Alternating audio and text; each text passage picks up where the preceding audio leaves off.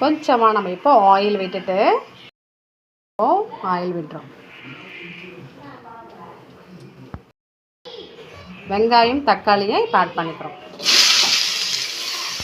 வெங்காயம் ரெண்டுத்தையும் கலரி எடுத்துக்கோங்க. வெங்காயம் தக்காளி ஓகேவா. இப்போ லைட்டாக நம்ம கல் உப்பு ஆட் பண்ணிக்க போகிறோம். ஸோ கல் உப்பு இல்லாதனால லைட்டாக சால்ட் நல்லா கலரி கொடுத்துக்கோங்க.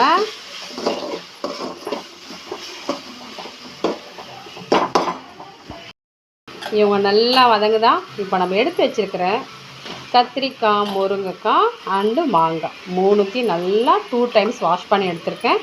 அவங்கள இப்போ இதோட நம்ம ஆட் பண்ணிக்கிறோம். ஓகே,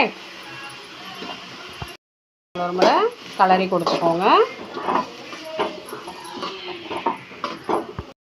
இப்போது இதுக்கு தேவையான அளவு மிளகாய் தூள் ஒரு 2 டேபிள் ஸ்பூன் அளவு எடுத்திருக்கேன். இப்போது நம்ம பருப்பு தண்ணி இருக்கு இல்லையா, அவங்கள ஆட் பண்ணிக்கிறேன். கலரி கொடுத்துக்கோங்க.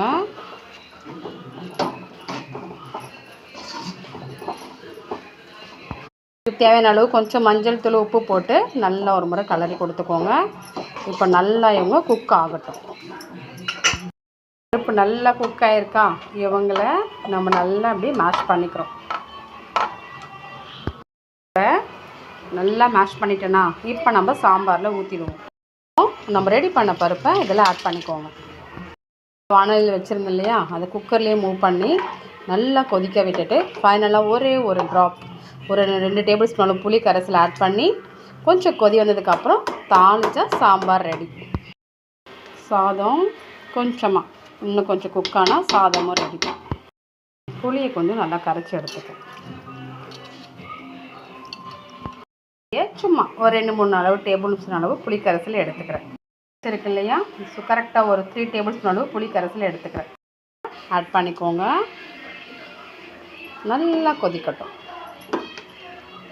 கத்திரிக்காய், முருங்கைக்காய், மாங்காய் சாம்பார்.